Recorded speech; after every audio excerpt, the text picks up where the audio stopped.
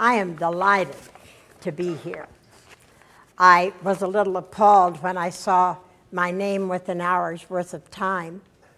I could talk for 7 or 8 hours if someone was talking with me, but since I thought I was going to be responsible for it myself, so I paid a small fee to Ray to take some of my time.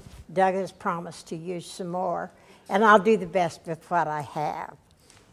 I have been very interested in Jim Jones and the writing of Jim Jones. And perhaps if I tell you a little bit about my background, it will be clearer as to why this interest developed. Jim and the Handys, Loney and Harry, were very close friends of my husband, Tinks, and he spent a great deal of time with them in the late 40s when he returned from World War II.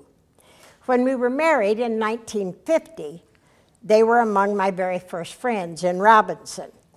We helped proof the galleys of From Here to Eternity and were involved in many discussions about the information, and some came running. We helped Jim change the names. We helped him to understand things that you simply don't write about. If the lady's going to meet you on the street tomorrow, but we didn't always get our point across, but he knew someone cared what he was doing. I started college in 1970. You thought I was older, didn't you? I started kindergarten. I just realized this a week or so ago when I was in my class at Lincoln Trail. I started kindergarten in 1932. I started high school. I graduated from high school in 1945. And 25 years later, I started college. And I graduated from Eastern with my MA in English in 1975.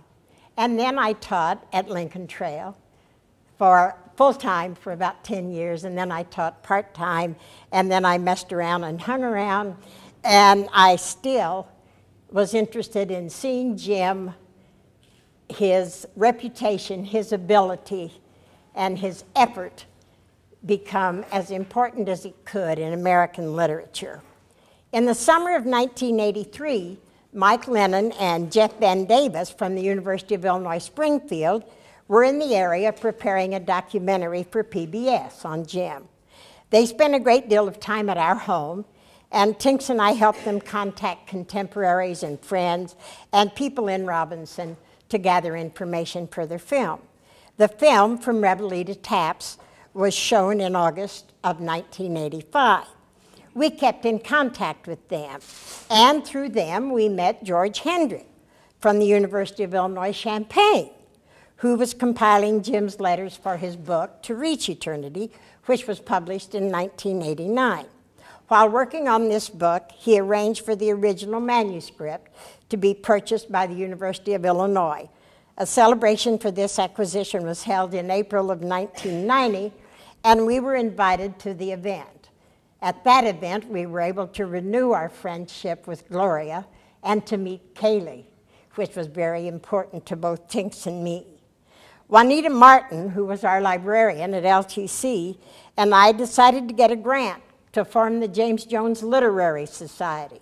We figured that the place for it to be would be in southern Illinois at Lincoln Trail, just 4 miles from Robinson, and we thought we could do it. Of course, our grant was not given, but we decided we'd do it on our own, and we did. We had an organizational meeting on November 14th, 1991, which was just days from Jim's 70th birthday and also the 50th anniversary of Pearl Harbor. Kaylee attended, as did 100 or so others, and we formed the society, elected the board of directors, elected officers, and we were on our way. Everyone paid his own expense. LTC charged us nothing for using their college, and also made other contributions, as they have continued to do through the years. We have had annual meetings in many different places since 1991, and now have in excess of 300 members. We will have our next meeting on November 3rd, 2007, at Lincoln Trail, and you're all invited to attend. But what I came to talk to you about was the subject of censorship, which I have known about all my life. I heard things were banned in Boston when I didn't know what Boston was. So I thought this was something I was very qualified to speak of. When Jim was discharged from the service, he lived with the Handys. He had a novel, Inherit the Laughter, almost finished, and he met Maxwell Perkins in New York and told him about the novel and asked him if he'd read it. Maxwell Perkins was the editor for Hemingway, Fitzgerald, and one of Jim's favorite authors, Thomas Wolfe. Perkins liked Jim and saw his talent. During their conversations, Jim told him about the novel he wanted to write, about the peacetime army. And Perkins decided that that was the novel they really wanted to publish. When Laughter was finished, Jim sent it to Scribner's, and they turned it down. But in February of '46, Scribner's offered him an option on the other novel, and Eternity was begun. When Perkins died in June of 1947, Jim's new editor was Burroughs Mitchell.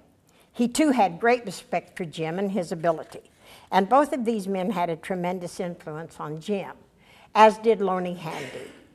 Loney had been interested for a long time in writing and authors, and through the years she had aided and met with many promising authors. Although Jim was undoubtedly the greatest success ever from the Handy colony, he wasn't the only one. 17 novelists who worked and studied at the colony were published. Jim lived with Loney and Harry and eventually built him a room where he could work and sleep and have a place of his own. During the next 4 years, he studied and wrote in Robinson, Florida, and New Mexico. Harry bought him a trailer, which gave him the freedom to move around and still have his home with him. This was important to Jim also. Sometimes Loney or some of the others went with him. Sometimes he went alone. Harry gave him a weekly allowance, and although he never seemed to have any money, he was never completely broke. Not all of the people who spent time with Loney and the writers were interested in writing. Some of them could get jobs anywhere they went, and they always had money in their pocket when everybody else was broke. And that was the role my husband played with the young writers. Loney saw the talent in Jim, the potential, and she was determined that he write the novel he was capable of. There's been much discussion about the importance in his life as an author, and God knows I don't know what she did or how much she was able to help him.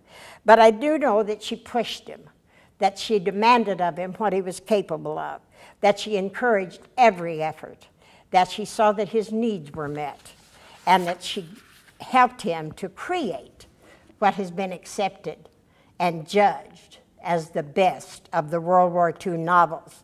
Without her, he may have done it just as well. Without her, he may have done it much better than he did. But with her help, he did it. This is no small achievement when one considers the number of fine novels written about this period.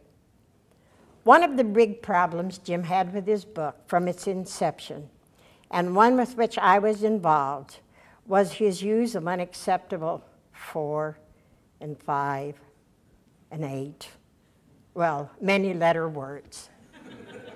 I learned words that I have since forgotten because no one knew what I meant when I said them.